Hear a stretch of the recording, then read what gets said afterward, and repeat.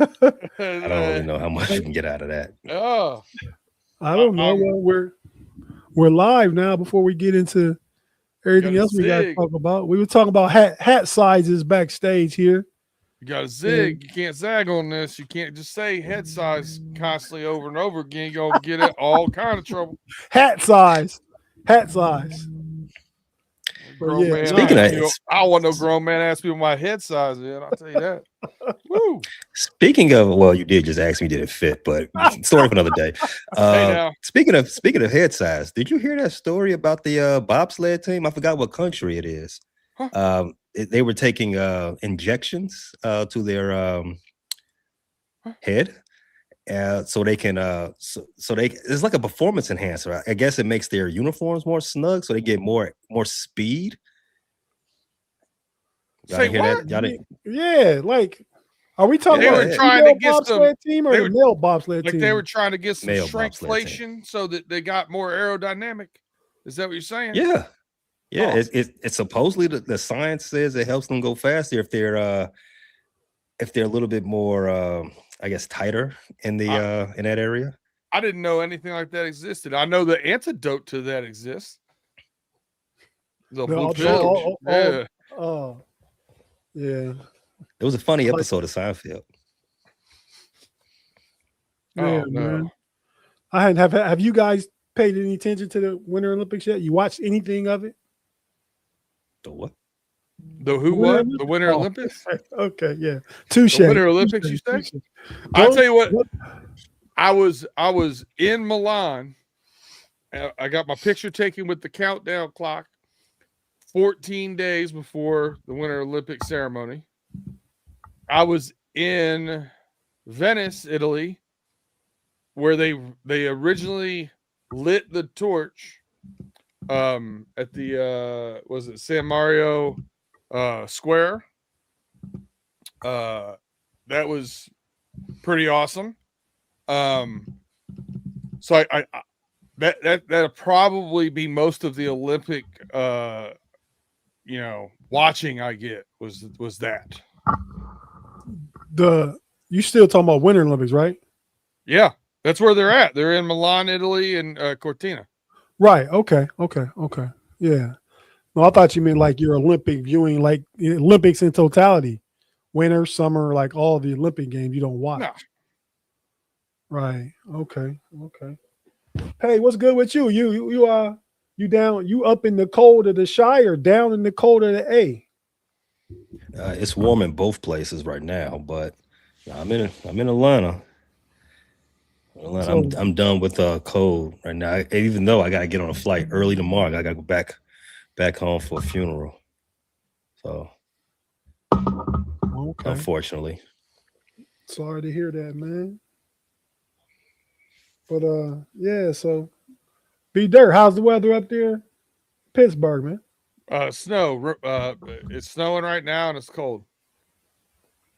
It's lightly snowing here too. Just started this evening. I don't think it's gonna be a lot, but started lightly snowing. But yeah, out here, it's supposed to be like really cold. It's a winter weather alert warning for the next till Sunday. Like it's gonna be 40-mile-per-hour winds. The temperature gonna be like 20, but feels like maybe in the single digits and stuff. So do you have one dog that likes the snow and one that does not?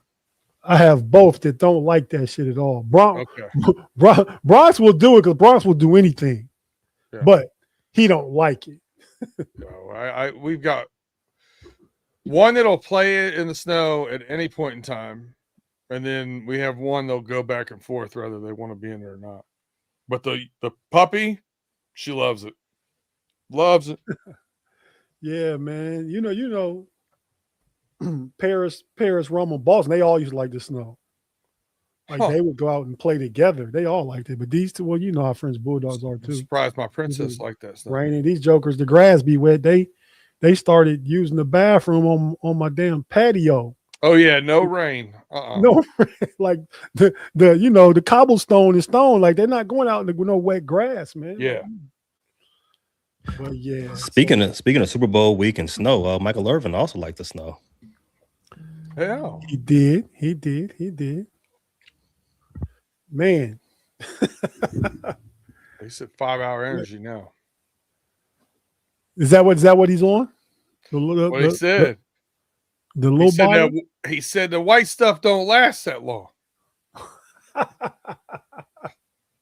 Them snowflakes don't? Yeah, he said it been over 20 years since he did that. And I think all of America immediately called BS on that one. My BS meter was shaking. Yellow card. Speaking of BS, man, it's exhausting being out here in the DMV so close to the real BS that's going on.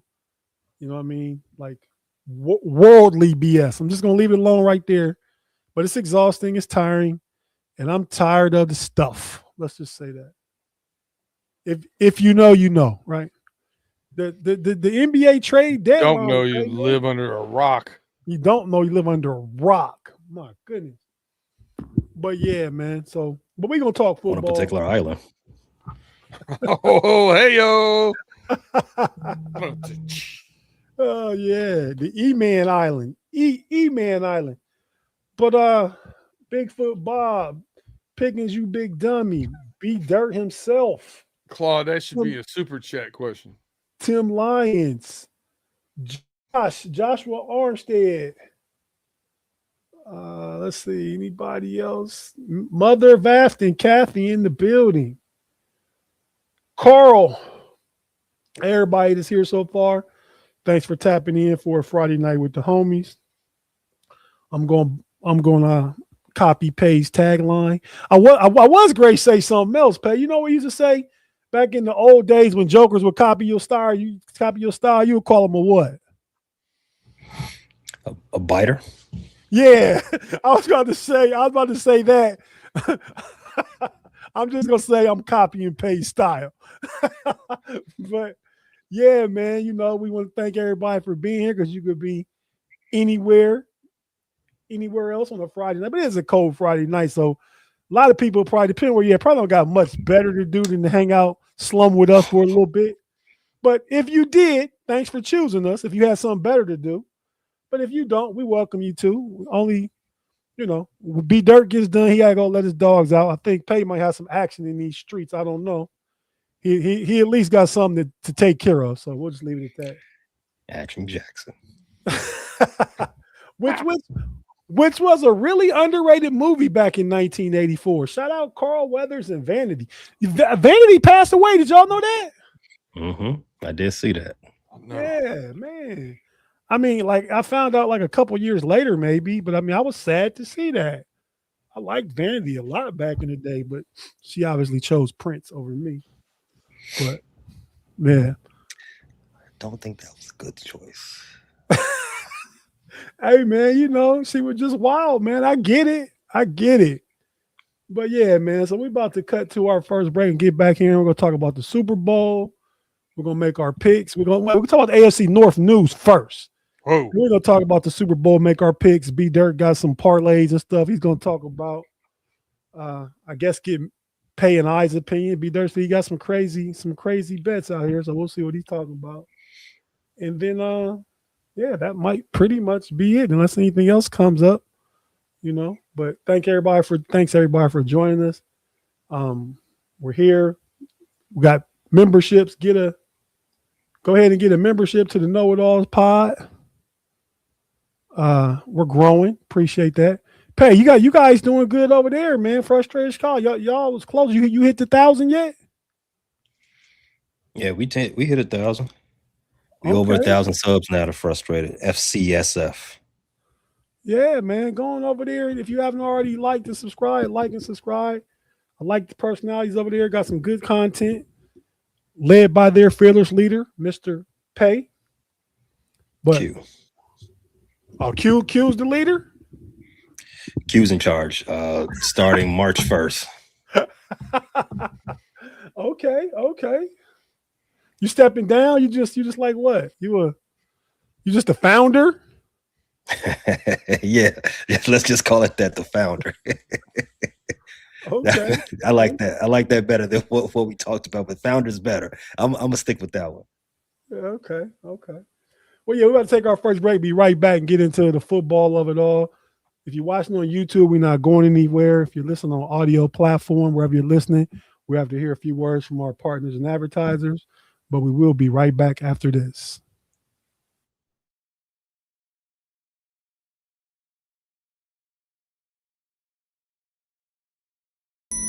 They're here. Welcome back. And we're back on the Friday Night Homies. I'm your boy Tate with the homies Pay and B Dirt in the building. Before we get into it, I'm gonna give you a little clippable. You might want to timestamp this. I'm gonna give you a little something clippable you play on your show here before March 1st. I want to say congratulations and how far Q has come. The first 3 months I listened to your show, Q sounded like he was in a fishbowl, and now he's gonna run it. I like it. He's come a long way. Oh, he's gonna hate to hear that, but yeah, I agree. Yeah. Okay. No, I like Q. Pay, you've been slowly setting this up, man. I feel like you've been stepping away. Are you gonna send Q here to fill in for you on the homies? Oh, that's his decision. But I doubt that. just knowing him, I doubt that's how that's gonna work. Knowing him, he's probably gonna say, "Oh, you know what? You did everything already. I'm gonna just take the reins in name only, title only rather, and just everything else stay as the way it is." That's how Q operates. I'm sure that's how it's gonna go. Yeah, and after that last clippable moment from me, probably not. All right, well let's tap into the football, man. AFC North storylines.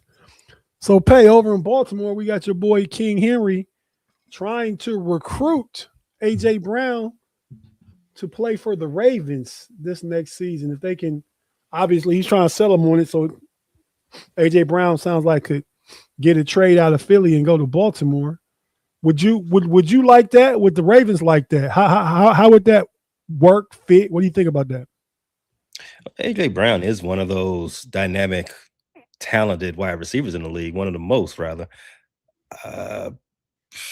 Do I think that his personality would probably mesh in that locker room? That's to be seen. If you take what you saw out of Philadelphia and what you saw out of Tennessee, maybe not so much. You know, he's one of those ones that really likes to be heavily involved in the offense. And if you've watched the Baltimore Ravens offense the last, I don't know, handful of years, no one wide receiver or pass catcher other than the tight end gets a heavy amount of targets. So I don't know now. I mean, it is a new offensive scheme that's going to be in place going into the 2026 season. So we don't know how that will look. Do I think AJ Brown is a necessity? I probably wouldn't say that. I think they have the necessary talent to actually do what they need to do. They just need to stop BSing around and do it. Does AJ Brown put them over the top? I mean, he's talented. Like I already said, he's one of the best at what he does. I don't know if he actually would take this, to swag jack something you say. I don't know if he's a force multiplier, any sense of the word like that. But you can never have too much talented people in your locker room. So we should see how that goes. I don't know if they actually. I'm not sure the Baltimore Ravens cap situation, and right now, I've never heard that Philadelphia was okay with letting AJ Brown get up out of there without having to get something back in return. So I don't know. Well, yeah, I said facilitate some type of trade, though. I mean, I don't know what that looks like. I mean, a third maybe. He's a headache. Craig Werler mentioned you in the comic page. Shout out, Craig. Thanks for tapping in. You think the Ravens did the best coaching search, and that pains me. You think the Ravens did the best coaching search, hiring Minter, right? Yeah, Jesse Minter. The B-Dirt guy, Michigan guy. But it pains me too, Craig. I think I don't think any of the offensive AFC North guys teams did any. I don't think they did bad during this coaching cycle. I like Todd. I like Todd Monken. I like Jesse Minter. I like what he brings to the table. They brought back Anthony Weaver, to be the defensive coordinator. Obviously, Declan Doyle, I'm familiar with him. Steelers got Mike McCarthy. That should be, I don't know. I think a step in a direction where Pittsburgh has desperately wanted to go last handful of years. So I don't think anything's been bad. So for me to say Baltimore did the best, we had to see. At least from this perspective, the Steelers did get somebody who has a history in head coaching. So we actually understand. But let me take that word back. We actually have a good floor of what to expect from the Steelers coming next season. I think the Ravens have the highest ceiling.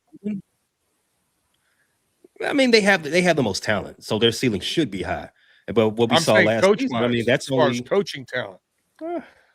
Maybe we shall see. I think I could go with that simply because there is a lot of unknown there, and we have a lot of guys that's coming over to Baltimore who are a lot of. I think the word that's for this coach staff right now is steadfast. A lot of character guys, and that's a good thing. Basically, especially with the last season and a half in Baltimore, you had some guys that's running around. I guess being a little difficult with. I don't even know if I want to say difficult. I think there was just a little straying away from the message that you was getting out of the coaching staff.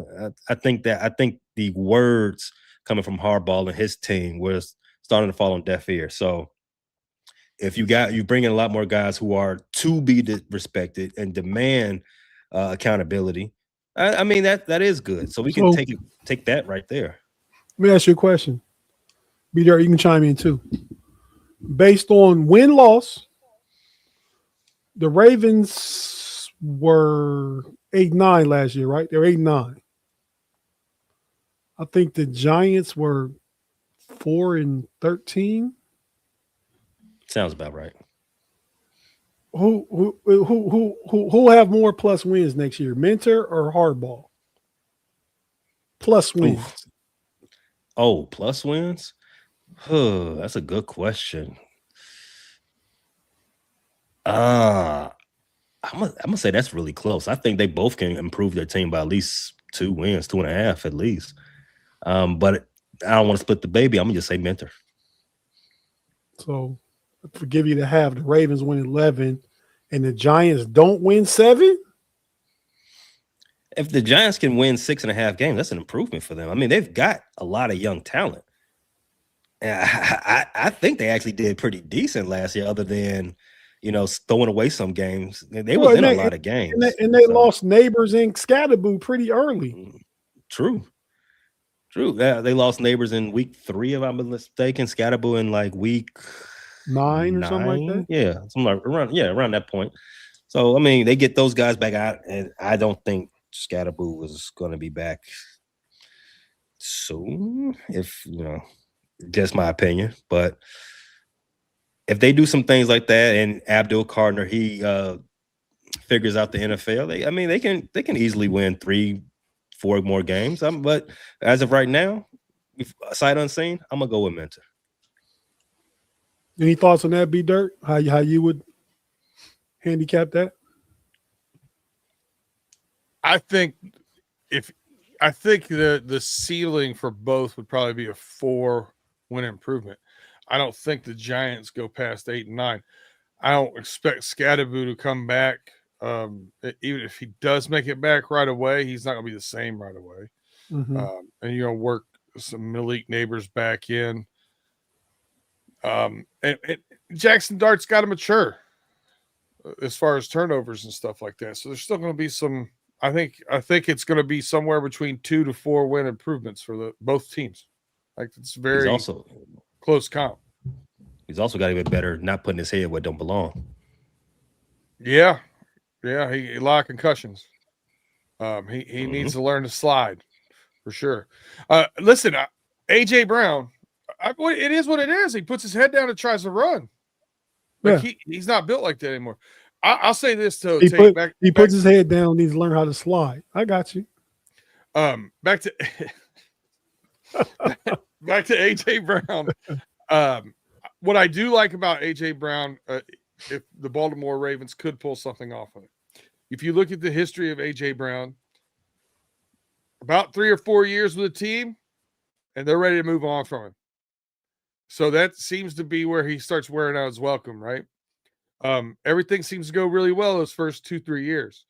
Well, he's got 3 years remaining on his contract through 2029. He's also 28 years old. And that's when you start seeing around 32 is when you start seeing diminish typically for wide receivers. So that's an expiring contract at $32 million for a top wide receiver is not too bad. And you're going to get him through that contract that as it's expiring, he should start declining. So I think it's a good fit for the Ravens. And I think the money's not too bad. And I think the contract stretch is perfect for what they would need.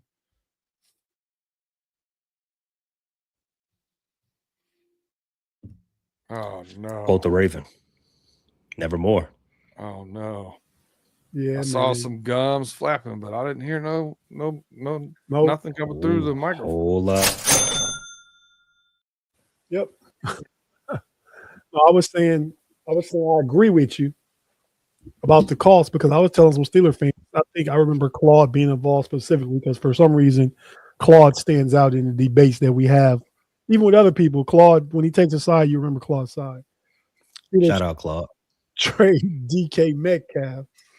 I was like, man, the DK Metcalf's getting paid $30 million a season. That's a discount for DK Metcalf over the next 4 years as we go forward. A discount. So to me, you don't trade that. I mean, you go because what? Chase is 41.5 now? Chase and DK Metcalf are not the same. No, but he's top number one receiver, 41.5. Okay. The top of the market. It don't matter if you're the same. To me, if you're next up, you get that money. That's how it's been to a certain extent. You know. I mean, if DK Metcalf or even any of the up and coming guys going looking for even a third contract and they're good, they're seeking at least 35. So 30 is a discount. That's all I'm saying. I just use Chase as an example. Chase is arguably this year, and it changes every year, seems like. He was the second or third best receiver in the league still, but I got Puka at number one now. You know, but just last year, Chase was number one. But, you know, but yeah, that number one money continues. So if Puka Nacua hit the market right now, do you think he would ask for more than Chase? No. Wow. You know what he's done for all this season so far. Yeah, I also think that culture's different. I think he's different. I think he would want to stay where he's at and I think he'd be more in the CD Lamb. You're saying, you know, $35 million, the only wide receiver making $35 million is Justin Jefferson and Jamar Chase. CD's at 34, DK's at 33. Okay. But so the market's going to go up. Whoever the next guy is, they might not pass Chase, but they're going to pass those guys. Puka Nacua would pass them guys right now. I'm looking down the line. I'm telling you, I don't think Puka would. I think Puka would probably come in that 30s range. I don't see who's coming up. You know, you can make an argument for Amon-Ra St. Brown. He just got a contract. I'm saying he's at 30 I'm million. Suggesting that the market continues to escalate no matter what dude you are. I agree, but I think we've got a gap there for a while. Okay. For a couple of years anyway. Chase is at top for a couple of years. Okay. And in 10 years, 30 million would be mid-level for wide receivers. Yeah. Yeah, and like you'd pay a good second wide receiver right now. In the salary cap, $20 million. $400 million. I mean, it's going to be percentage. Yeah, it's going to be percentage related. Mm-hmm.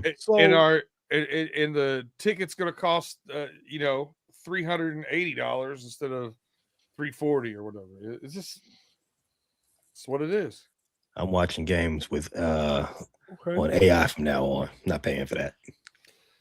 I got you. I got you. What are we talk. talking about? The price watching- of admission. Oh, you talk about the Oh, DK is a number 2 wide receiver without a doubt. The Steelers need him to view him as that. He's the 4th highest paid wide receiver in the NFL. yeah, and that's what I'm saying. He's paid like a number 1. He wasn't in an offense that allows you to get number 1 production still. So I won't go there yet. Go ahead, B Dirt. But Carl just thinks he's a number 2 and that you don't Yeah. have a number 1. I get it. JSN might be the next guy to get 40. Yeah. JSN, Malik Neighbors, depending on how he bounces back. Those are the I guys don't for next. I think JSN is a dude, but I don't think he's better than Jamar Chase or Puka Nacua. But he arguably he was number 1 or 2 this year with Puka. But just because of those guys' size and physicality, though. I mean, I love JSN's Ohio State dude, right? But I mean, He's clean, though. he is clean. He's smooth. Wow, he's smooth. But yeah, man. So my only suggest, like, I mean, I don't think what's my boy's name? Kid just went from Dallas to Green Bay. Micah Parsons. I don't think Micah Parsons deserved to jump over the other guys who were ahead of him, but that's what the market dictates. His numbers weren't better, but he was next up. He's a little younger, and I just feel like that's what's going to keep happening too. But I guess as long as the salary cap goes up. Do you know right offhand, B Dirt? What the percentage of the cap of the Bengals salary cap that Higgins and Chase get percentage wise? This year it goes up to 40. Not off the top of my head, but it'd be about 60. Let me look here. I can give you a pretty good ballpark here. Like 18, 19% for both of them, I'm guessing. About 20. no, it'll be a little over 20. About 23, Okay. 24. Okay. All right. Well, I mean, yeah. I don't know, but so that's what I'm thinking. My said Pickens is gonna get the bag this offseason. Yeah, I think Pickens will get it too. They were talking about Chase and Higgins were talking about CD and Pickens being, they think, the second best duo in the league, behind them, obviously. But that's a really good duo. Yeah. CD Lamb and GP. Yeah, cap Also, space next year goes up again, and it breaks 300 for the first time. Yeah, the cap is going up, I believe, like by between 26 and 29 million or something like that. Yeah, more going up to 303. Okay, up from what, like 280, 270 something, 278, 270, somewhere around there. Yeah. Okay. Nah. So the Browns, real quick. Shedeur Sanders made the Pro Bowl. We laughed at that last week, and I was talking to a cousin of mine. They're a huge Browns fan. We're talking about Shedeur Sanders, and don't get it twisted. I root for Shedeur. I like Shedeur as a young man, as a person. But I feel like he puts target on his back, like when he was at the, I guess, leaving the Pro Bowl and at the Super Bowl, media row and stuff, talking to people, and kind of hinted to like he needed this year, and he sees how he performed, and some to the fact that he think he can control the league or something like that. Like, I mean, something like I equated it to like how tough it was for Lonzo Ball when he came into the league, because his dad was doing all the talking. He had a mark on his back. I think when you talk like that, you just put a target on your back. But what do you guys think about Shedeur? Will he be the Browns guys going forward? Just to touch on the Browns briefly, what do you guys think about Shedeur going forward? And saying that. In saying that, or just in general? Both. Well, I mean, I think everything with Shedeur gets blown out of proportion. I mean, he's clickable, so I think a lot of it just take from one ear, take it one ear out, in one ear and out the other, right? So if it's not necessarily super important, whatever. I shrug it off. As far as where he's going to go in his future with the Cleveland Browns, he's got one more year.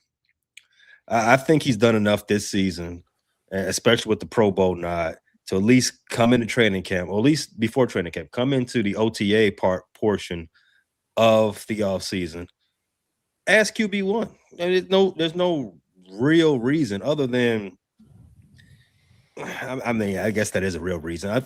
Dylan Gabriel's stats were better than Shadour's last year. I don't think Dylan Gabriel played better than Shadour. And Shadour did do enough in those weeks to where he was a starter to at least come into the OTA as, the leading candidate for the job once the season start. Now, I mean, just because you're the leading candidate don't mean you can't lose it.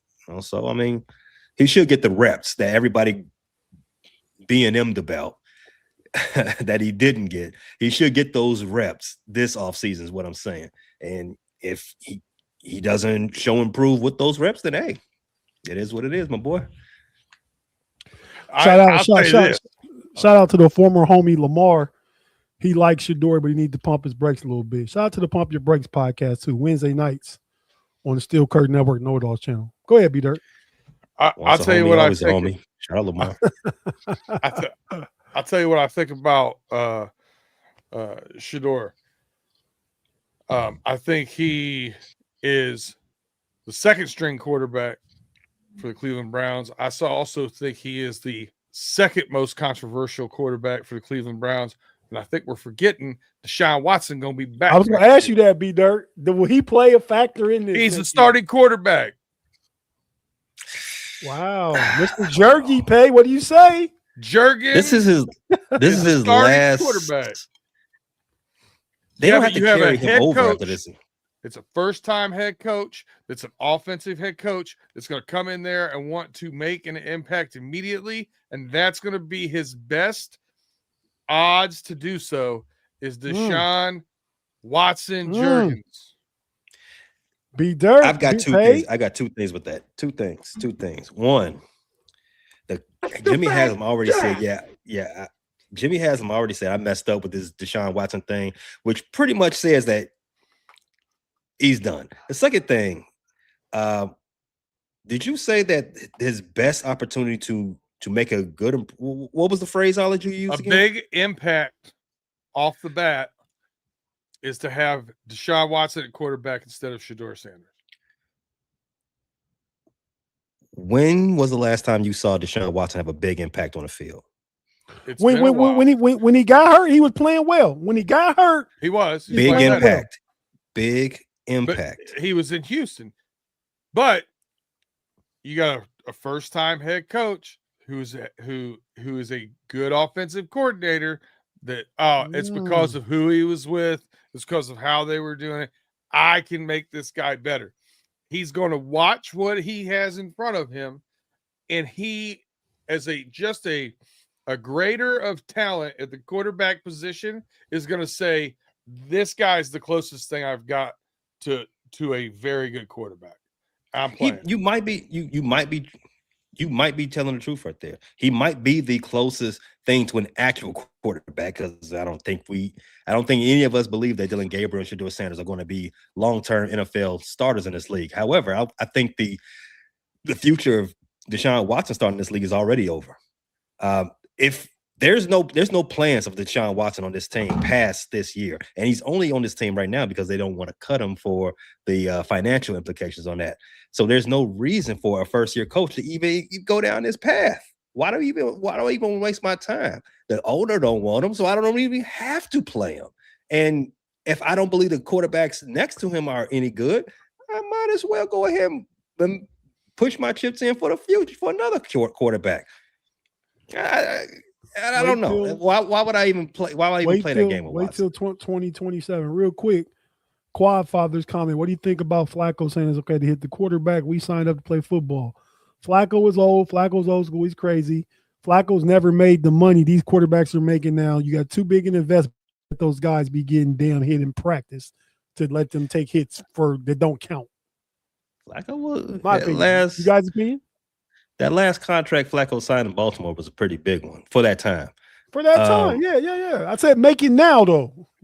50, 60 million. Nah, he ain't doing that. Well, I mean, they wouldn't get hit then either, though. So I mean, I'm assuming this is Pro Bowl talk, right? No one gets hit in the Pro Bowl, quarterbacks included.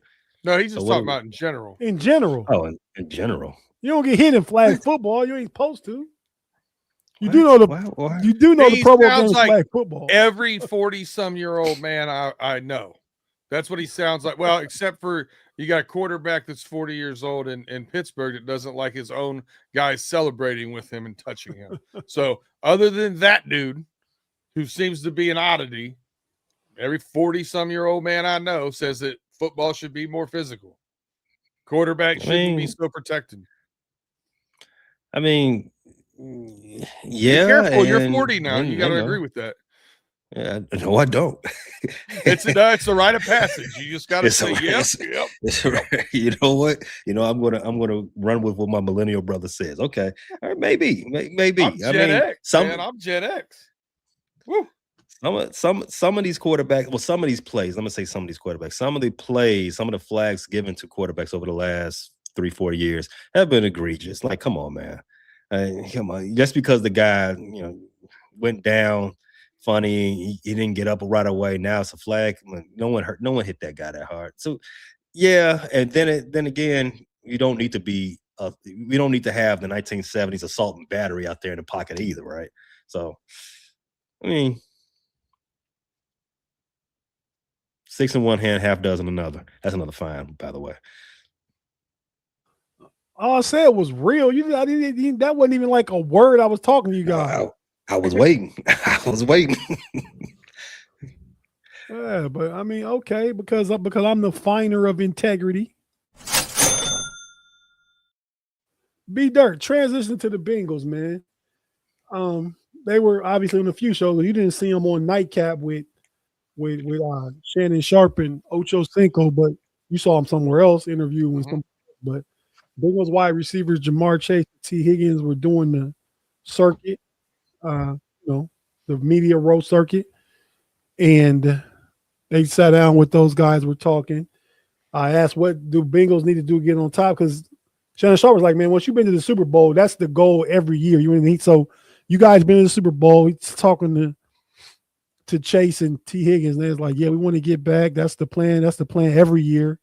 But injuries and your defense and stuff. And he said that he thinks the defense has to get better. We talked backstage. They mentioned some names, potentially available names, Max Crosby and Timmons, Jeffrey Timmons or Simmons from the Titans still, play for Tennessee Titans still, right? Yeah. Yep. There's potential guys that could impact the defense. And that, 9, Burrow, he got to stay healthy, and part of that could be his offseason training. Not saying that he don't train, but maybe do something different. And then real quick, play this clip. This is what he had to say on that podcast. I feel like the biggest thing, that's more of an off the field thing. I'm not saying he don't take care of his body, but that do come in him to play. Maybe he got to do more with himself. You know what I'm saying? So that could be a him thing. Maybe the eating. You know what I'm saying? So it's a lot of different ways you can look at that. And of course, the diet. They say don't eat McDonald's. Your boy Ocho Cinco jumps and says, "Oh, you got to eat McDonald's. That's what kept me healthy for all my years." So, what do you got to say about anything Bengals, man? Basically, listen.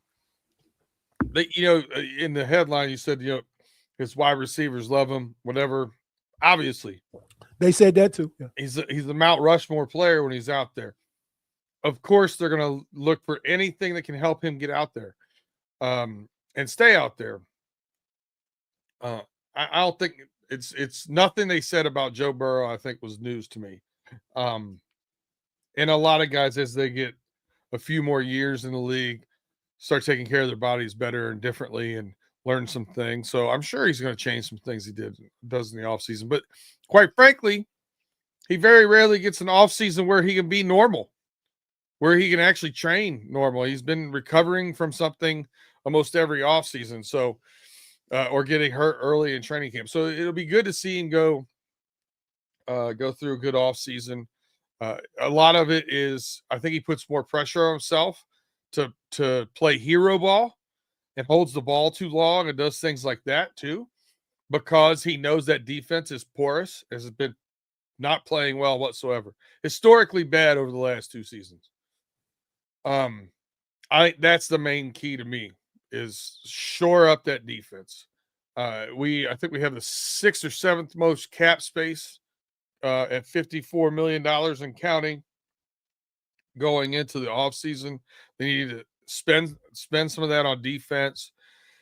They need to draft probably 5 or 6 of their 8 draft choices need to be used on defensive side of the ball.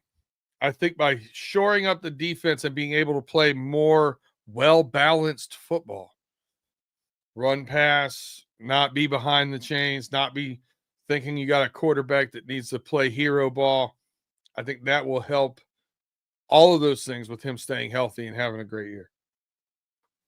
I mean, we're 2 years removed from him having over 4,500 yards and 40 touchdowns. That's what we need. No, I agree. And it'll be nice for him to have an offseason where he's not coming out of the last season with an injury. I mean, he was injured during the season, but he came back. Now I think the thing to do is maybe just chill out for a minute, get away from football and they've been away now. So maybe he's getting back into it now. But give yourself a 4 to 6 week break just away from football activities. Not that you don't stay in shape and do your cardio and stuff like that, but rest your body. And, I think the defense is the main thing, because Burrow, I don't care if he hurt or not, he gonna put up 24. He's gonna put up 24 at that offense. So if that defense get back to holding people 21 or under, which is like a solid, good defense, not even an elite defense, they'll win more games. So I want to Mark Tobin, Craig Werlow, Dwayne, the 3 guys in a row here. Offensive line help, offensive line help, offensive line help. The offensive line, the last half of the season, was much better, much improved. And that's what Chase said. That's what they said. Yeah, they said it. Dalton Reisner, I think we need to get him re-signed. He was good at guard play. The 2 guys they took at guard last year Fairchild started a little slow, and then you had Jalen Rivers from Miami, the guy that played tackle guard at Miami. He played well when he got in there.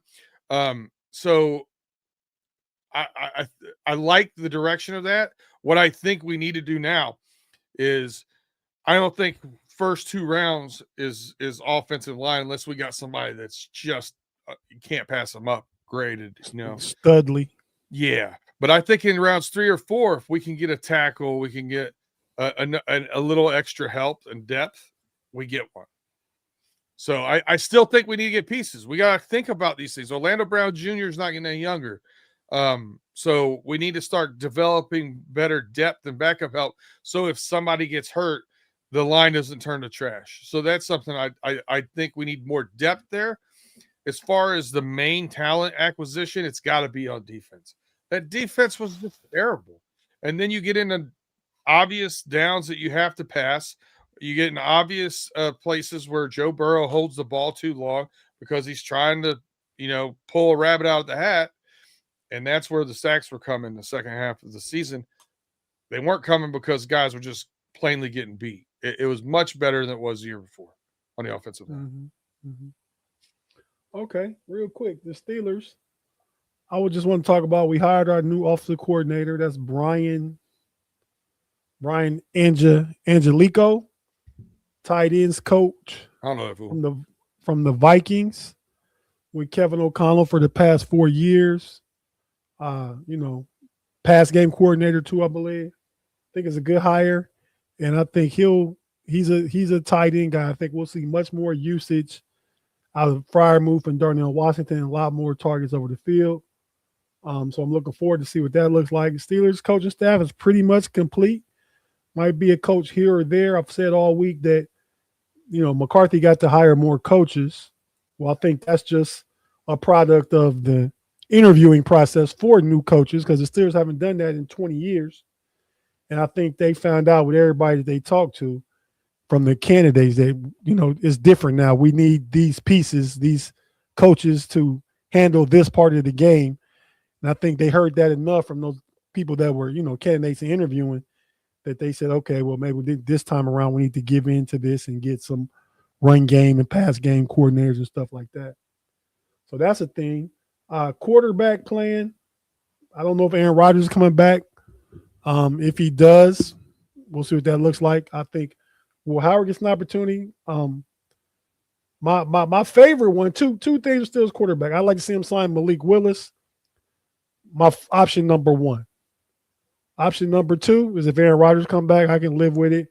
Will Howard sit behind him for a year? But part of option number two also, and I heard this in the Steelers spirit today from a few sources, trading for, and I'd rather trade a 4th-round pick for this guy than overdraft some guy in the first, Ty Simpson, or Garrett Nussmeier in the third. Take a shot at Anthony Richardson from the Colts, 4th-round pick. Let him sit behind Rodgers for a year. You got him in the room. You get to see what he looks like. Then that next year, because you're taking a 4th-round pick is a gamble to QB anyway. So why not take a gamble on a guy that went number 4 or 5 from a talent perspective, big, tall, fast, strongest arm in the league, arguably, they say. Hold on. See what that looks like. Because this year – you're missing a word. I like when you're describing a good quarterback. Accurate would be something you should look for. This is a guy you talk about that averages 50-some% completion percentage. Well, that's part of the project. And if McCarthy's a quarterback guy, guru, you got these offensive people in the building. I'm not saying he's the answer. I'm saying I take a dart in the 4th round like that, then a dart in the 1st round on Ty Simpson or Garrett Nussmeier in the 3rd. I also think McCarthy is a good evaluator of quarterback talent. Yeah. So I think whoever you guys bring in or draft or bring in off waivers or whatever it might be, I think he'll bring in the best options for you. Yeah, no, that's what I'm saying. If he sees that in evaluation, also if that's what the Steelers do, he's part of that process. Yeah. So I trust it to see what it looks like. You know what I mean? I agree with you. So, yeah, that's all I'm going to say with the Steelers. So we'll go ahead and take our last break and come back and start talking about the Super Bowl real quick. Give how we think the game's going to play out, give our picks, and make the B-Dirt's parlays. You're going to put a parlay in for the homies B-Dirt? Let's do that. Let's put in a big parlay. Man, I never get to be part of the pay dirt action, man. Let me in on it. Woo! I got some cash, too. So, but yeah, about to take our last break. We'll be right back after this. If you're watching on YouTube, stay with us. We're not going anywhere. Listen to the audio platform. We have to hear a few words from our partners and advertisers, and we'll be right back after this.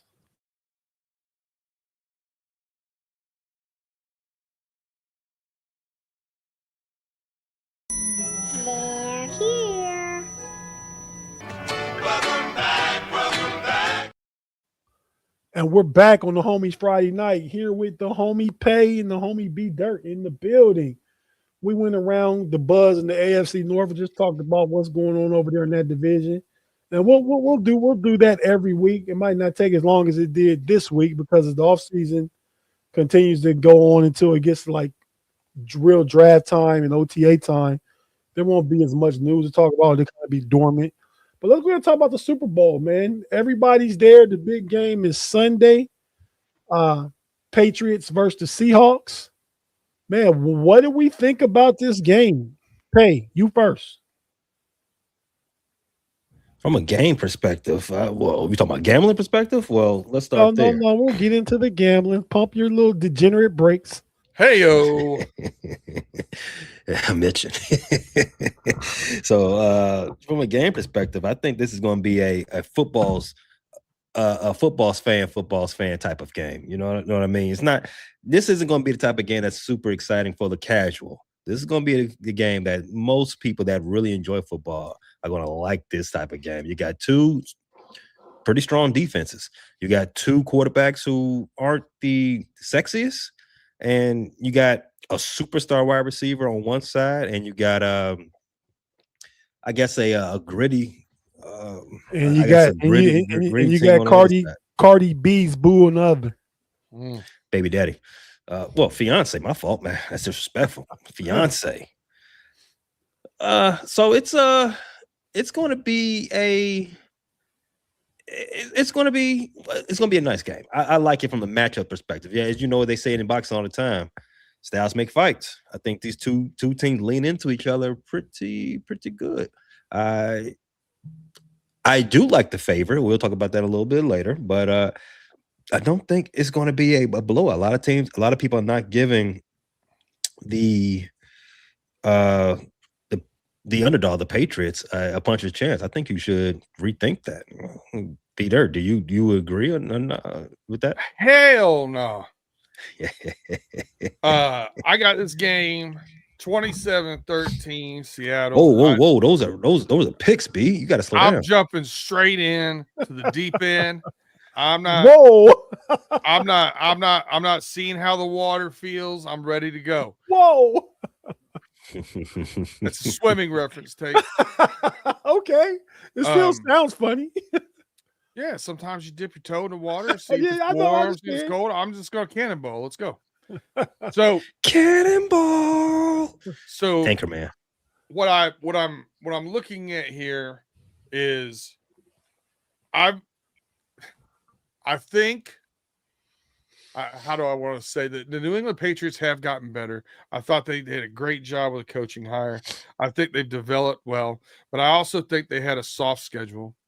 I also think they got to play a lot of teams when they had key injuries. I think they got to do that in the playoffs as well. I think they got to play in favorable conditions. Everything's lined up for them. And now they've got to go play a team who's played better all season, better football. The Patriots had the number 2 scoring defense, playing a terrible schedule. The number 1 scoring defense playing a great schedule was Seattle. I think Seattle is better on defense. I think they're better on offense. I think they're more physical. I think their defensive tackle play is better. I think their offensive line play is better. I think they're going to be able to put pressure on the quarterback with 4, which will free up their defensive play calling for McDonald a lot. I know a lot of people, it started off hot, like everybody was taking Seattle. I've heard a lot more people now, taking the Patriots on some of the national programs and whatnot. Not me. I think this is an easy slam dunk. I was on it at -4.5. It went up to 5.5 and went back down to 4.5. I jumped on again.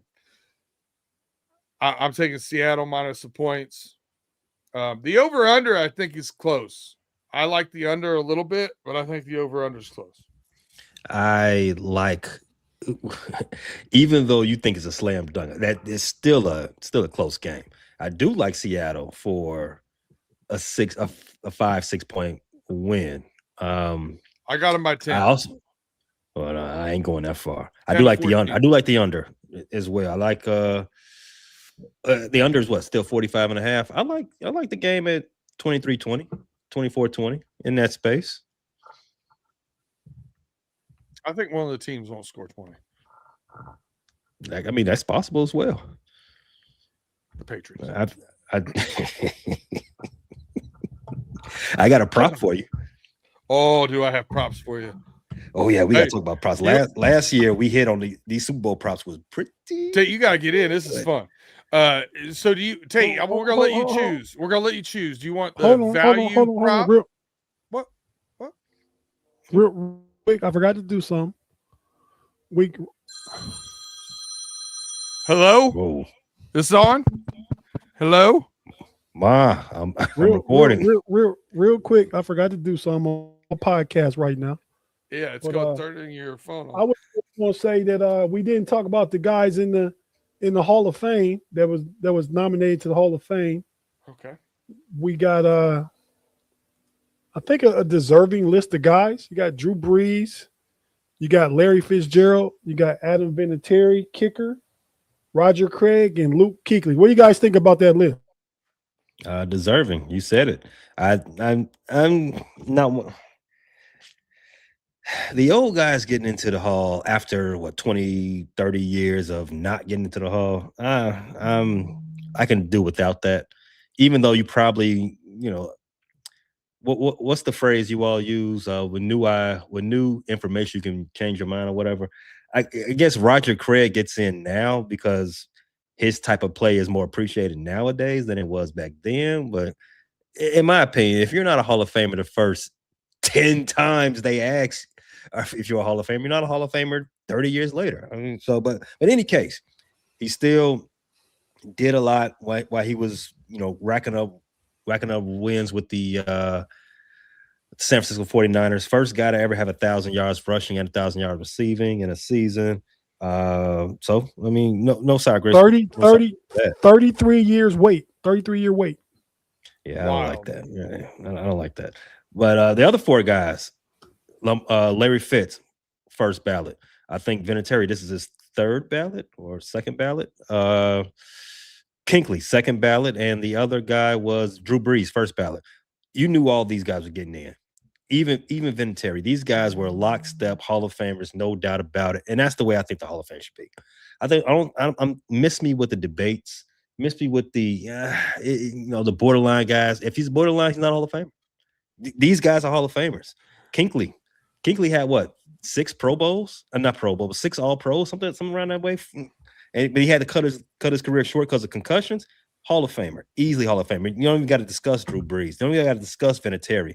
Don't even got to discuss Larry Fitz. These guys. Well, this is what the Hall is made I thought for. with you we'd have to discuss Vinatieri because he's a kicker.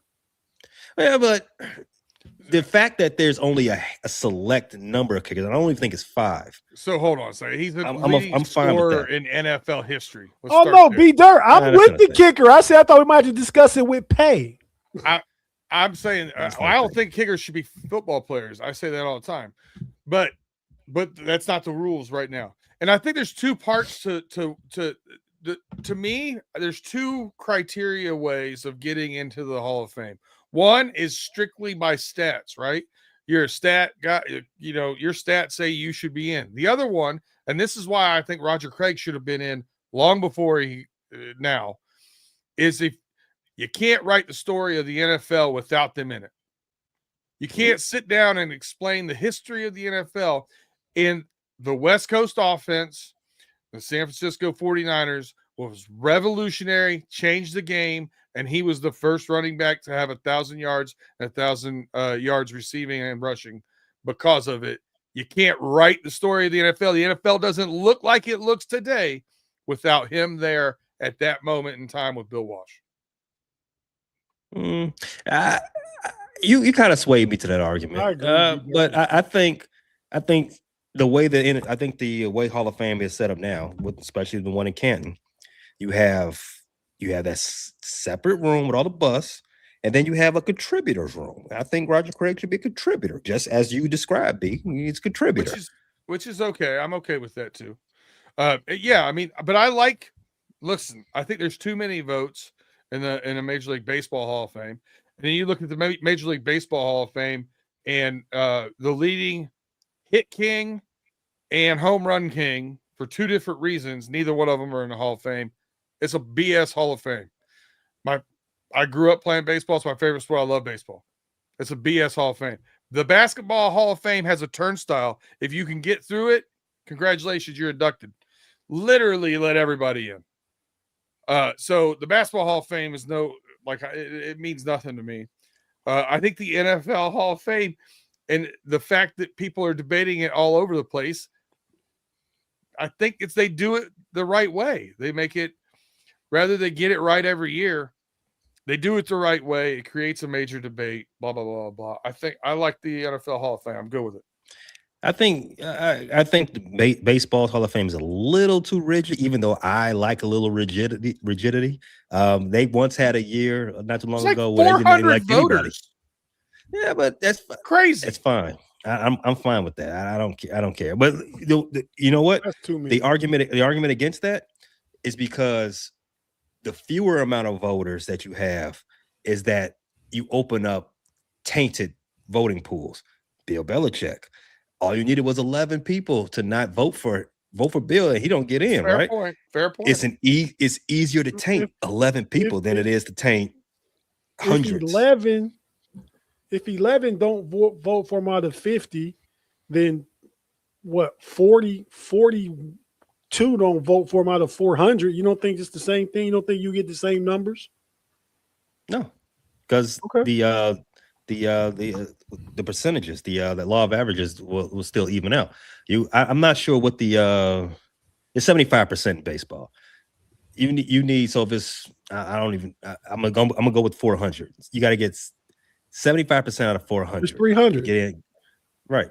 So it's going to be hard to turn 100 people. You got to pay. At some point you got to start paying people off, and it's harder for baseball. So while I do like the rigidity in baseball, I do like how they treat their Hall of Fame like it's the Catholic Church in some respects. I prefer how it's done in football a little bit more. It's not so many people getting in every year like they do in basketball, but it's not super rigid as it is in baseball. So it's a happy medium. So I'm okay with that. I trash baseball, but I gotta correct Tim Lyons here. He says the kid, for those of you who don't know, this Ken Griffey Jr. wasn't a first ballot Hall of Famer. He most certainly was. He received 437 votes out of 440 possible. His first time in with a 99.32% first ballot Hall of Fame voting. Agreed. He was not unanimous. He had 3 people not vote for him out of 4. And with 400 people voting, it's hard to be unanimous. I think, because somebody could have some little quirky thing. Yeah. Oh, he didn't talk to my kid. He get 400 people. And baseball is notorious for, I'm not going to vote for him this year because he shouldn't be first ballot. Not because he shouldn't be in. If everybody just voted him like he should be in, boom, he would have been unanimous. But somebody, like the 3 that didn't vote for him, were thinking he shouldn't be in first ballot. So I mean, I got real quick here to tell you. It's, again, with that amount of people, you already said it's 440 voters. With that amount of people, you only get, I think it's 5 votes total. You get 5 votes total. You gotta vote on a bunch of people. Like, all right, I know Ken Griffey's getting there. I'm gonna use my vote for somebody that's close to my heart, and that's how that goes. Yeah. Yep. That sucks. But yeah, real quick, I had clips, but I guess I can't play them. They could get flagged on YouTube. But of the guys getting their welcoming, where the guys come to your house and stuff like that. So Ronnie Lott and Charles Haley went and told Roger Craig. That was a real neat moment. Dan Fouts went to go tell Drew Brees. I don't know the connection there, but Dan Fouts went to tell Drew Brees. It was a really good one between Larry Fitzgerald, was told by Randy Moss. And Larry Fitzgerald used to be a ball boy for the Vikings back in the day, so they had a relationship and their families are close. So that was a really touching one. And Luke Kuechly was welcomed in, kind of like a surprise party. He walked in, some ex-teammates and his mom, and Julius Peppers welcomed him to the Hall of Fame. I didn't get to see who welcomed Adam Vinatieri. I don't know. But yeah, no, it was real good stuff. But shout out to the class of 2026. Go home and tell, if I'm sure they already know, go home and tell your mama that you made it. So, all right, let's go back to these parlays. I'm picking. Let me pick, because you got all the football breakdown you needed from B Dirt and Pay. I didn't get a word in edgewise. Let me tell you, we were just trying to get good information out here. That's all I'm good for, B Dirt. I still think it's going to be closer than B Dirt has it. Do I think Seattle wins by 4.5? I do think that, but I think it's going to be because of the defense, because Sam Darnold is still going to Sam Darnold. That's going to happen. You know what I mean? You got it being a 6 to 8 point game. Yeah, I got it being 6 to 7 touchdown maybe. Yeah. Okay. Yeah. But I'm still, because Sam Darnold's getting all this credit. The defense carried him there. B Dirt's boy, JJ McCarthy, could have took them to the Super Bowl with that defense. Sam Darnold threw the 3rd most interceptions in the league. So the story is nice and neat because it's against the team that he saw ghosts against when he played for the Jets. So he gets a little bit of redemption there. And I think I'm rooting for the Seahawks, and because I usually my separator when I don't care about the teams is if I know a family member likes them. Like, I root for the Eagles. My brother is an Eagles fan. I rooted for the Bears because Pay likes the Bears. My brother-in-law is a huge New England Patriots fan, but I got to go against them because of my own rooting interest because I don't want them to pass the Steelers in Super Bowl wins. So I'm taking the Seahawks, and I got the game going. You said the over-under is 45? 45 and a half. 45 and a half. Yeah, I got the Seahawks winning 24-17. Let's just say that, which is right at the under. Yep. Before we get to our props, B-Dirt, I wanted to point this. I wanted just to say this. 1994 Super Bowl. Steve Young. Monkey off my back. Yep. Sam Darnold. The team that gave him the most problem was the LA Rams. He beat them last week. And looked real good. Yeah, I think he's out of the I'm seeing ghost part of his career. I think he's ready. I think the player we Hey-o. Did we say Sam Darnold and Steve Young in the same damn sentence? We did. We didn't compare them. We just used something that happened before to bring it back to present day. Things change, but everything stays the same. You could have said, remember Trent Dilfer? He had all them tough years in Tampa Bay, but he went to the Ravens and got behind an all-time great defense and won a Super Bowl. Much more applicable. IMO. But go ahead. Sam Darnold actually does. Think so? It's the same story. No, Trent Dilfer was a high first-round pick. Sam Darnold didn't do anything.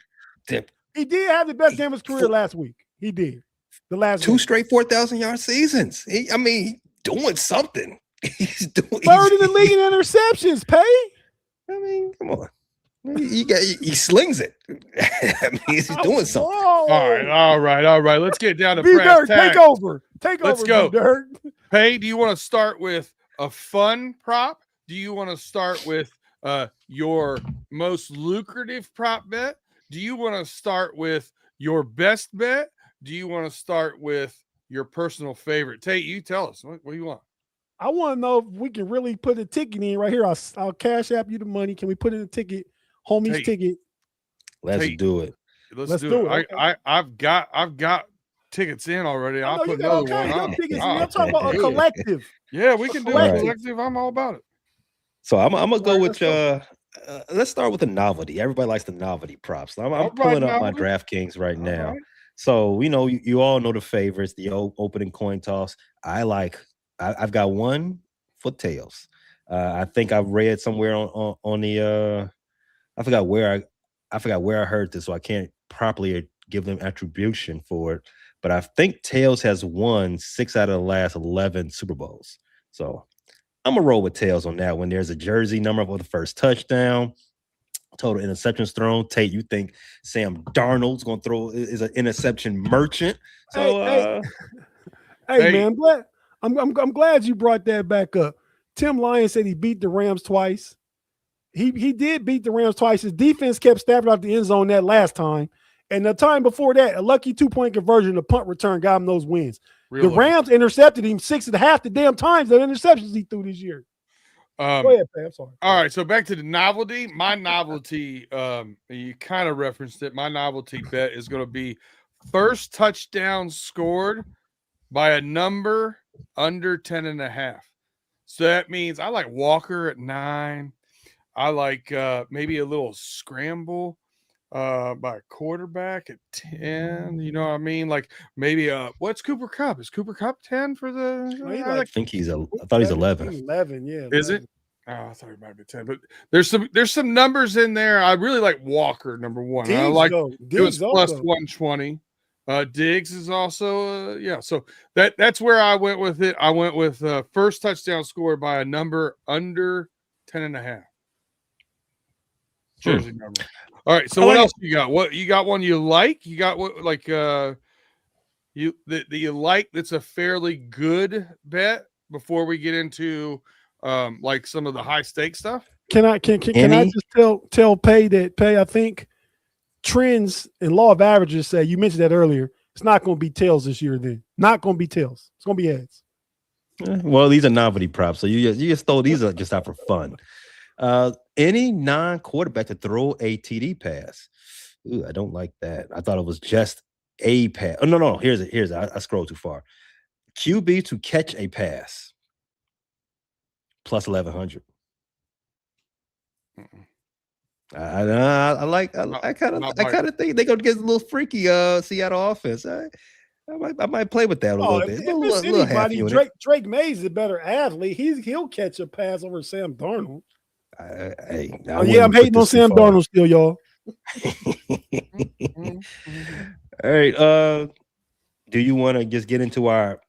I'm gonna tell you the one that I'm gonna tell you the bet that I think is the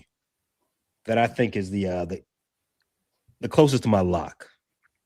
My prop that I have is the over on Hunter Henry's reception yards. It's sitting at 39.5. The Seattle Seahawks have given up quite a few yards to tight ends lately. The last 2 weeks, they've given up well over 40 yards to the tight end. Jake Tonjes and Kobe Parkinson ate their linebackers alive.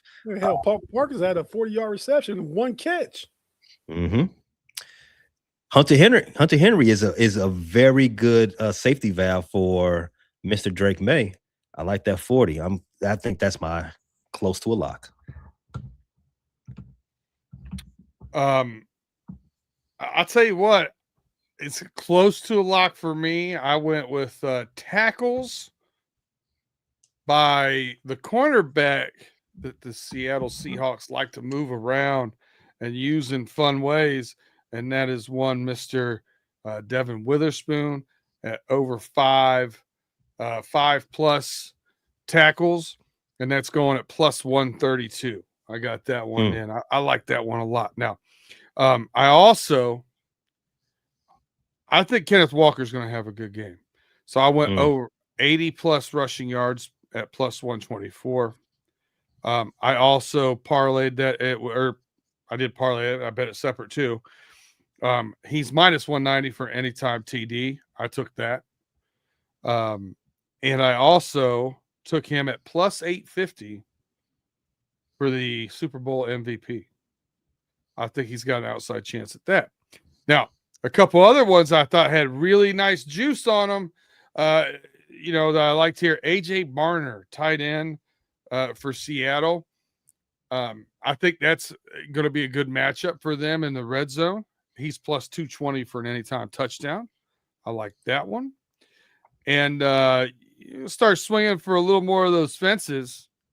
How about player with the longest rush? Tate, you might like this one. Travion Henderson is plus 500. The guy is lightning in the bottle. I know he only got 3 rushes in the snow at Denver, but you're going to be in good weather. And if he can catch the edge, I think he can get, a 20-yard, 25-yard run could be the longest run of the game.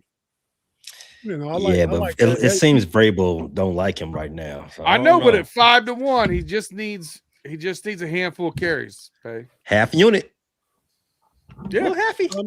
I'm taking that because if you just ask me, who do I think will have the longest rush of the game? I would have said Travion Henderson. So I would take that. And Drake May are we making a ticket right now? Is this what we're doing? No, we're talking about. I'm tagging all this stuff. I don't know what y'all doing. I've got them all down right now. We can pick what we're going to put on it here. A 6-legger. Oh yeah, pick 6. Yeah, I like it. Donald's going to throw one. Well, so we got put it on there. Darnold interception. Got it. All right. Let me give you the odds on that. For Darnold, 1+ interceptions is minus 126. Not a lot of juice on that, but I think we both liked Kenneth Walker over 80 yards, right? Yes. Tate, you good with that? I'm good with it. It's just Charbonnet still not playing, right? Correct. No. Yeah, okay. All right. What do you think about Kenneth Walker's receiving yards this game? 30. I'm looking at the odds right now for receiving yards for Kenneth Walker, and they have it at give me 1 second. It's plus 103 for 25 yards. How you like that? I don't dislike it. Actually, no, I'm sorry, I read that wrong. Over 22.5 is his line. I looked at his stats the last handful of games. He's gotten over 23 twice the last 5 games they played. So it's a little sketchy, but might be some money to be made there. What about on the other side? Well, we got receiving yards there for the running backs from because I think there could be some checkdowns there for the Patriots. Oh yeah, Ramondre Stevenson. I'm liking his combined yardage. His receptions plus rushing. I'm taking him at the line. The line for him on that is 82. I like him to go over that. Tate, you like that one? Total yards, Ramondre Stevens 82. Yep. It's gonna be close. I'll roll with it. I mean, what's his receiving? Let me go back to receiving. Receiving over under for Ramondre Stevens is 25.5. I like that better. Minus 108 for over. Which one of those two you want, Tate? We'll take one of them. 82 total or 25 receiving?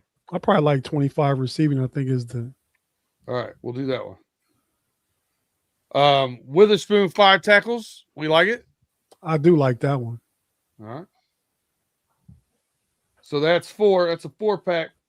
We got 2 more we need. You know you got to put JSN in this somewhere. Very deserving. I think you got to grease the slip with the easy one. You got to get some Buckeyes on your ticket. Here's the thing, though. I really think that you look at Vrabel. He comes from the Belichick style of you take one guy away. I think he's going to take JSN away. Wait a second, B. Yeah. He didn't take Puka Nacua away. Well, I guess Vrabel didn't play the Rams. You got them winning by 10 without the help of JSN?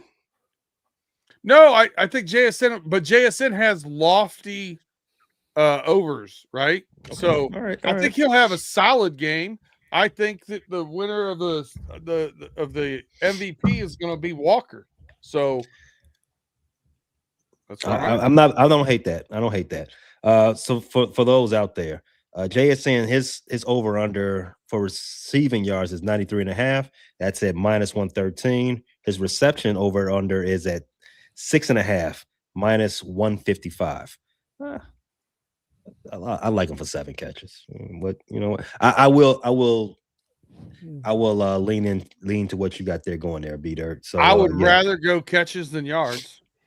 Yeah, of course. What's the yardage? 93. Yeah, if he gets 7 catches, he's gonna get 93 yards. But I don't know. Christian Gonzalez and Marcus. I'm blanking on his last name. They've got a nice secondary in New England, so I'm not going to poo-poo it. B Dirt could be onto something. I mean, they could kind of bottle him up. I think 93 yards is easier than because he could get a 40-yarder. I mean, and not get 7 receptions, get to 93. But I'll go with whatever you guys decide.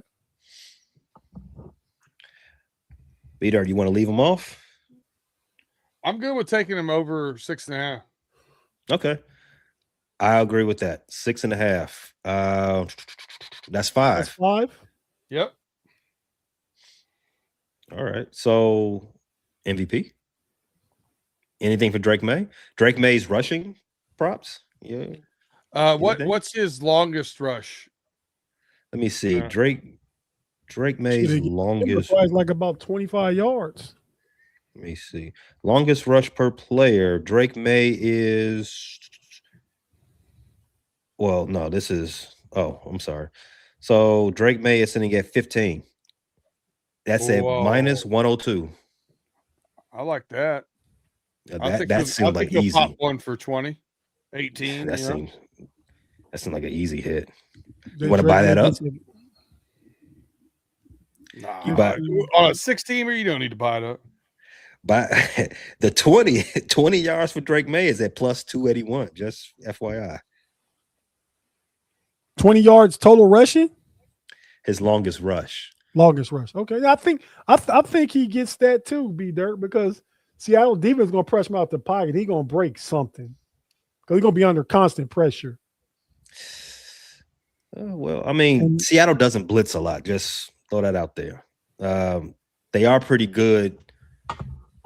I mean, they're okay with their front four, but as far as like, I don't want to stress that they're one of those type of. They're not Denver. Put it like that. Denver will come after you. Yeah. No, you're right. But I think he's athletic enough, man. He could get. Does Seattle play more man or more zone? They actually do play zone, don't they? They do a good hybrid. Yeah, they do a little bit of both. They hide coverage a lot too. Mm-hmm. But like D-Dirt,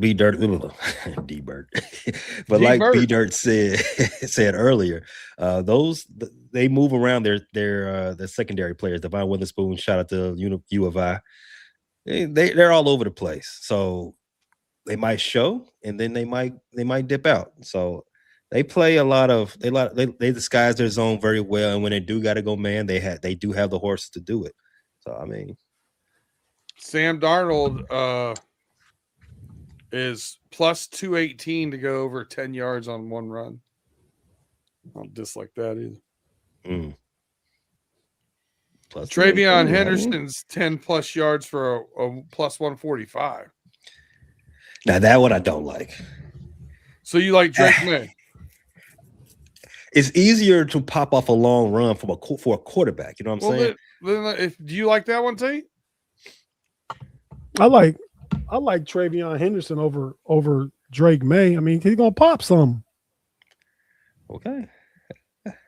I think he'll get at least 8 rushes. Drake May could have 5. Yeah, I think he only got 3 because of the snow and stuff there. And you're right, though. He hasn't been getting a lot last few weeks. Why would they not run him in the snow? I mean, he's just falling out of favor with Vrabel. Ramondre Stevenson stopped fumbling the ball. He stopped fumbling the ball. And when did Henderson fall out of favor and all he was doing was playing well? Ramondre Stevenson was out. He started fumbling the ball. And then he went right back to Ramondre. So Ramondre fumbled the ball early. Henderson fumbled the ball after that, and now it's back to Ramondre. Yep, musical chairs. Ramondre stopped fumbling the ball, so he's been cooking. He had 3 rush attempts for 5 yards against Denver, 12 for 25 against Houston. He had 9 rushes for 27. You have to go back to Miami. Him playing against Miami for him averaging 4 yards a carry. What week was that? It was the last week of the season. Okay.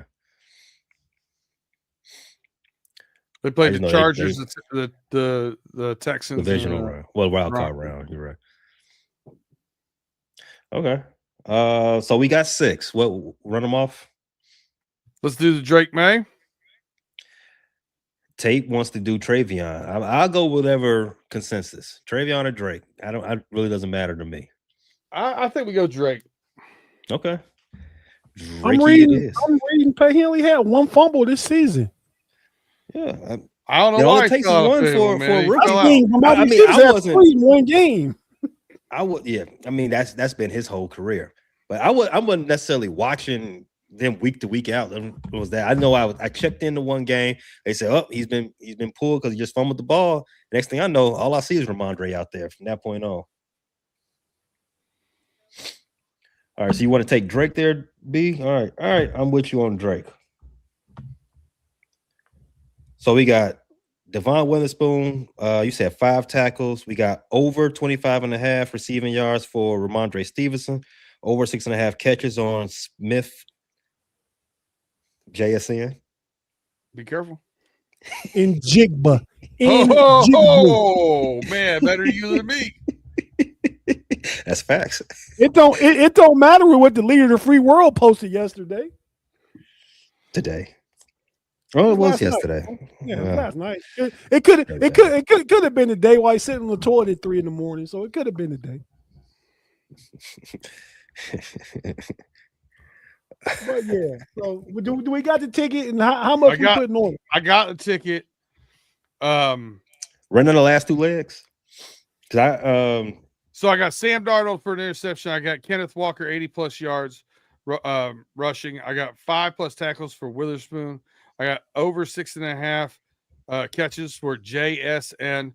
I got 15+ yard longest run for Drake May. And I got 25+ receiving yards. Oh, I got the wrong one. Hold on. I put Rashid. I got a fat fingered that. There we go. All right. And I got 25+ yards for Ramondre Stevenson receiving.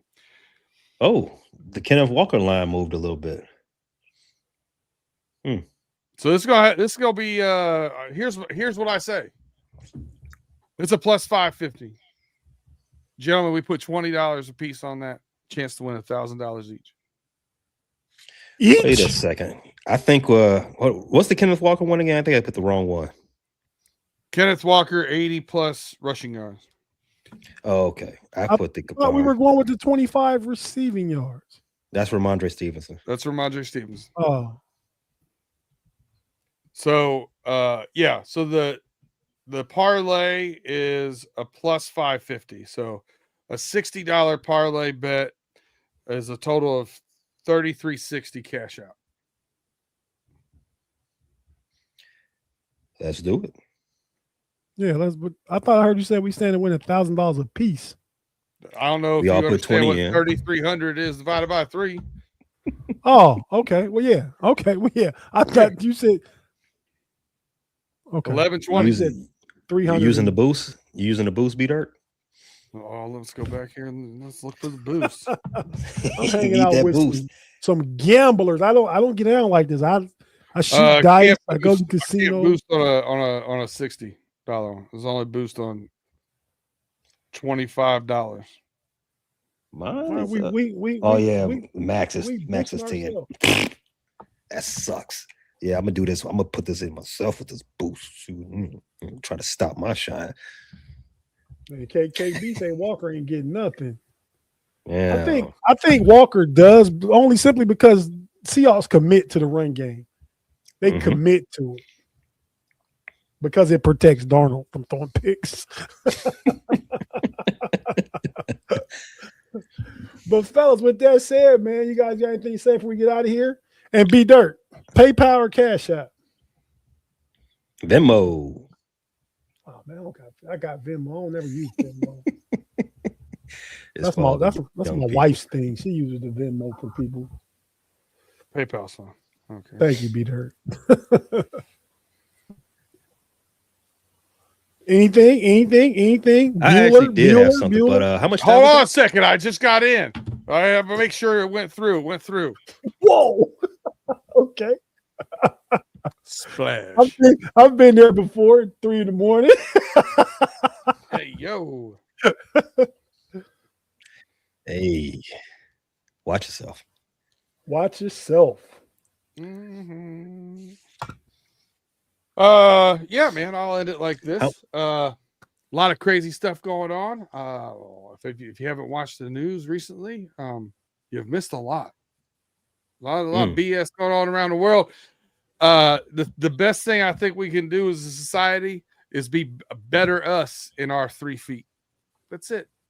If we all do a little bit, it gets better, man.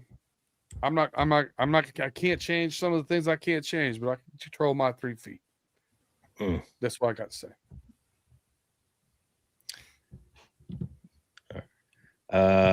Yeah. Thanks for the Thanks for opening there, B Dirt, because I got a little something too. So go ahead and lay out. I'm uh I'm gonna kill the vibe. It's a lot of sports going on right now. The Olympics, NBA trade deadline, Unrivaled, Super Bowl, the Westminster Dog Show. Everybody loves this time of year. It's peak sports coverage time for everybody except Bezos. I know you've all heard by now that the Washington Post is shutting down its sports page. Boo hoo. Their longtime slogan over there at the Washington Post, over there in Tate's neck of the woods, democracy dies in the darkness. And that used to be like a warning. Now it feels like the goal of the billionaire class who want to turn out all the lights on the rest of us. The erosion, let's use that word, of this paper and journalism as a whole as of late is not just a business decision, no matter what they tell you. It is the capitulation to power by those who have too much of it. Jeff Bezos is basically saying the quiet part out loud. Why would I want journalism speaking truth to power? What do I need with this? Based on the newspaper's recent arc trajectory, the answer is that he doesn't. He wants a transaction, just like the other guy that lives, the other neighbor of Tate, the guy living at 1600 Pennsylvania. He just wants a transaction, not a check on authority. Washington, the publisher of the Washington Post was at the NFL Awards show that we talked about earlier. He was on the red carpet. He was over there schnoozing and hobnobbing with all the executives, rubbing elbows with the very power brokers that he's supposed to be scrutinizing. He's supposed to be checking them for their unlimited power, but except he wants to play dress up with them. While the journalists who built the credibility of the newspaper where he's collecting his checks, they're getting kicked out. We got corporate goons deciding the cost of what it actually costs to speak truth, and it is just too high right now for their stock price. They feel like truth is not worth the penny. No longer pays any bills around here. Washington Post, just like CBS, they were at the forefront of shining a light on the Watergate scandal. For those, as old as Tate, back all the way back then in ancient times. So it's not all surprising to me.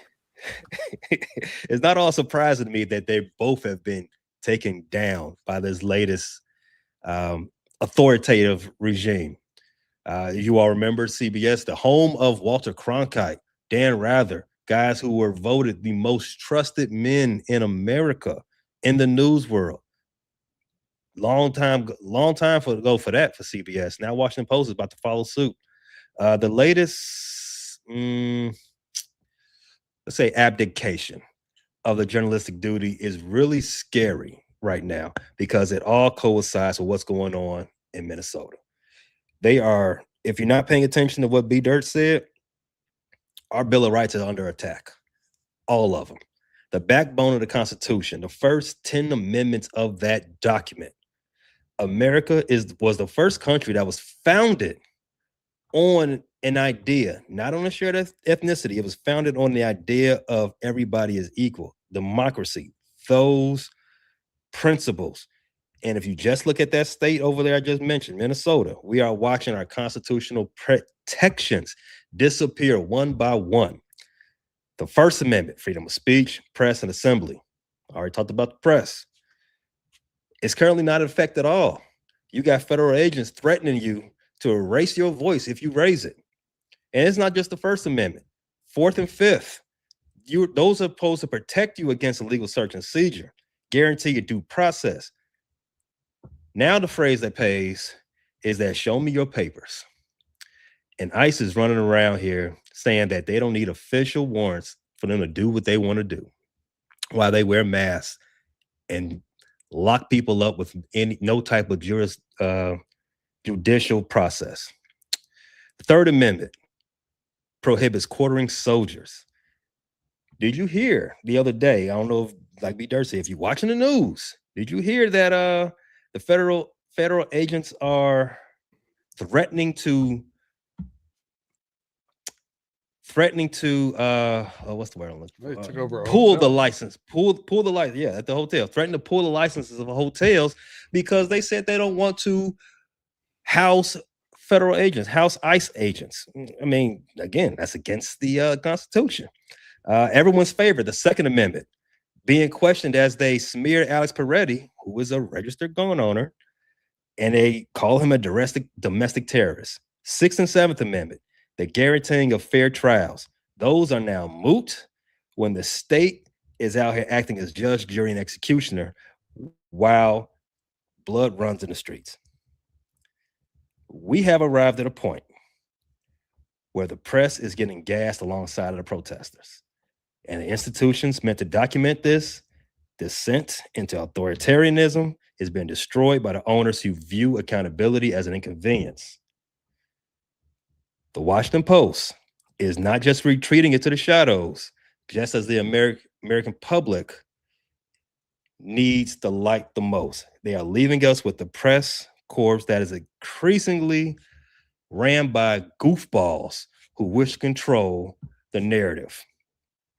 Speaking about those Pat McAfees and those Barstools, yes, sports.